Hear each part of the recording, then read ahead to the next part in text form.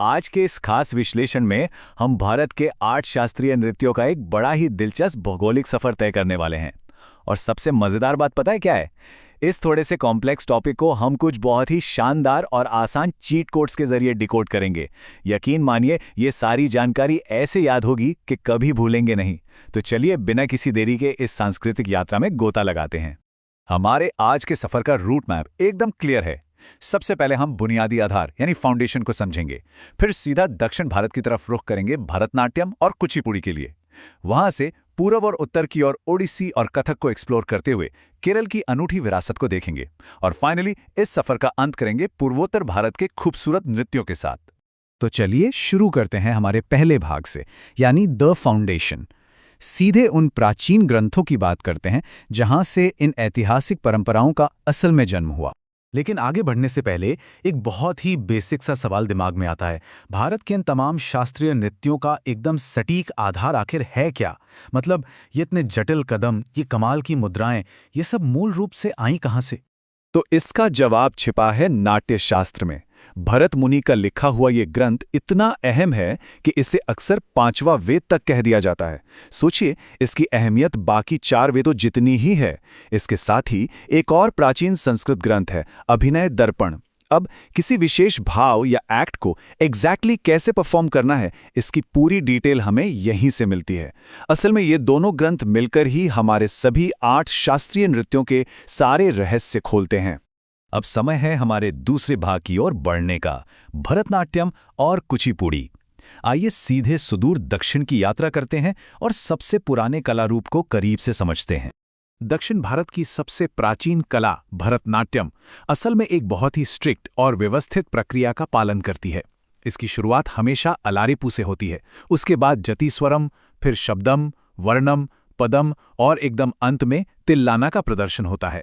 तमिलनाडु से निकले इस सोलो डांस फॉर्म, जिसे एकार्य भी कहते हैं, इसकी यही खास क्रोनोलॉजी इसे अपने आप में बिल्कुल यूनिक बनाती है। अब यहाँ सांस्कृतिक इतिहास के पन्नों में एक हैरत अंगेज तथ्य छिपा है जो अक्सर चर्चाओं से गायब रहता है। वर्ष 1910, जी हाँ 1910, ये वो साल था जब ब्रिटिश हुकूमत ने भरतनाट्यम के प्रदर्शन पर ऑफिशियली पूरी तरह से बैन लगा दिया था। इतिहास का ये एक ऐसा पहलू है जिसके बारे में जानना सच में बेहद जरूरी है। और अब बारी है हमारे पहले और बहुत ही असरदार चीट कोड की।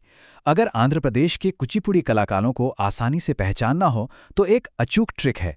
अगर किसी कलाकार के नाम के साथ रेड्डी सरनेम जुड़ा दिख जाए, जैसे राजा रेड्डी या राधा रेड्डी, तो 100% मान लीजिए कि उनका संबंध कुचिपुड़ी से ही है ना कमाल की ट्रिक? ये जानकारी को तुरंत क्लिक करने का बेहतरीन साधन है। चलिए अब रुख करते हैं हमारे तीसरे भाग की ओर, ओडिसी और कथक।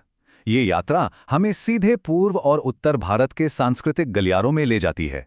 यहाँ चीजों को याद रखने के लिए एक और शानदार पैटर्न रिकॉग्निशन ट्रिक मौजूद है। अगर किसी नाम में महापात्रा या मोहंती दिखाई दे, यानी कि केलुचरण महापात्रा, तो वो निश्चित रूप से ओडिसी से ही जुड़े होंगे। वहीं दूसरी तरफ अगर नाम के आगे महाराज लगा हो, जैसे बिरजू महाराज या लच्चू महाराज, तो ये सीधे तौर पर कथक महारथियों की पहचान है। इन नामों को याद रखना अब लिटरली बच्चों का खेल हो गया है। अब कथक की बात करें तो ये शब्द सीधा कथा यानी कहानी से बना है। उत्तर प्रदेश का ये कहानीकारों का नृत्य इकलौता ऐसा शास्त्रीय नृत्य है जिसे मुगलों ने बहुत भारी संरक्षण दिया था, और इसी वजह से जब इसे उर्दू गज़लों पर परफॉर्म किया जाने लगा तो इसमें हिंदू कथाओं और फारसी तत्वों का एक बेहद अनूठा और मनमोहक सा मिश्रण देखने को मिला, बिल्कुल एक फ्यूजन की तरह। चलिए अब एक बार फिर से दक्षिण की ओर वापसी करते हैं। हमारा चौथा भाग है केरल की विरासत। केरल अपने आप में बहुत खास है क्योंकि ये इकलौता ऐसा राज्य है जो 2 बिल्कुल अलग अलग शास्त्रीय नृत्यों का घर है। मजेदार बात यह है कि केरल के इन दोनों नृत्यों में एक बहुत ही तगड़ा विरोधाभास यानी कॉन्ट्रास्ट है।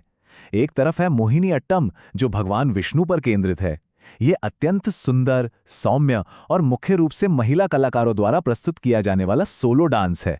वहीं इसके बिल्कुल अपोजिट है कथकली। भारी भरकम फेशियल मास्क, रामायण और महाभारत जैसे महाकाव्यों की थीम, और इसे मुख्य रूप से पुरुष प्रस्तुत करते हैं। एकदम अलग वाइब है दोनों की।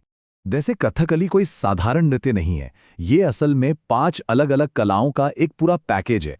नाट्यम, नृत्यम, नृत्यम, संगीतम और वाद्यम।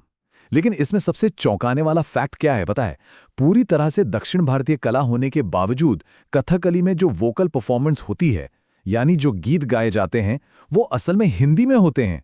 है ना एकदम माइंड ब्लोइंग फैक्ट? दक्षिण भारत के लिए यहाँ एक आखिरी चीट कोड भी है।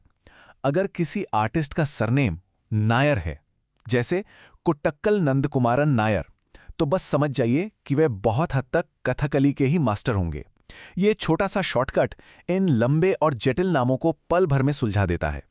अब हम आ गए हैं अपने सफर के आखिरी पड़ाव पर, यानी 5वां भाग, पूर्वोत्तर भारत के नृत्य। चलिए मणिपुरी और सत्रिया की खूबसूरती को समझने के लिए नॉर्थ ईस्ट का रुख करते हैं। मणिपुरी के बारे में एक खास बात यह है कि ये काफ़ी अंतर्मुखी या कहें एक इंट्रोवर्टेड सा नृत्य है। इसे मुख्य रूप से मेइती समुदाय प्रस्तुत करता है और इसका बैलेंस एकदम परफेक्ट है। इसका जो जागोई फॉर्म है वो इसके बहुत ही कोमल और फेमिनिन पहलू को दर्शाता है, जबकि चोलोम इसका एकदम पौरुषपूर्ण और ऊर्जा से भरा तांडव रूप है। ये शानदार सा विभाजन इस कला को पूरी तरह से कंप्लीट बनाता है। पूर्वोत्तर यात्रा के लिए ये रहे वो आखिरी हुक्स जो हमेशा याद रहेंगे। मणिपुरी के लिए बस झावेरी नाम याद रखना काफ़ी है, जैसे कि बहुत ही मशहूर झावेरी सिस्टर्स। और वहीं अगर बात असम के सत्रिया नृत्य की हो तो बोरा या गोस्वामी सरनेम सीधा सत्रिया की ओर इशारा करते हैं। ये सिंपल ट्रिक्स इस पूरे टॉपिक को सच में हमारी मुट्ठी में कर देती हैं। सत्रिया नृत्य की ऐतिहासिक यात्रा भी बहुत ही दिलचस्प है। इसकी शुरुआत असम में प्राचीन अंकिया नाट के परफॉर्मेंस से हुई थी। फिर बाद में श्रीमंत शंकरदेव जी ने इसे भावना के रूप में और डेवलप किया और फाइनली साल 2000 में इसे भारत के सबसे नए आधिकारिक शास्त्रीय नृत्य के रूप में मान्यता मिल गई। ये जर्नी हमें दिखाती है कि कला कैसे समय के साथ इवॉल्व होकर अपनी एक नई पहचान करती है। तो इस विश्लेषण में हमने इन 8 शास्त्रीय नृत्यों को उनकी भौगोलिक जड़ों और कई दिलचस्प चीट कोड्स के जरिए काफी बारीकी से समझा। अब सोचने वाली बात यह है कि भारत की इस विशाल सांस्कृतिक विरासत को हमेशा के लिए दिमाग में लॉक करने के लिए इनमें से कौन सा चीट कोड सबसे तगड़ा और असरदार हथियार साबित होने वाला है? क्या वो कुचिपुड़ी वाली रेड्डी सरनेम की ट्रिक है या फिर महाराज और नायर वाला शॉर्टकट? इस पर जरूर विचार कीजिएगा। और हाँ, नई चीजों को यूं ही डिकोड करने की अपनी जिज्ञासा को हमेशा बरकरार रखिए।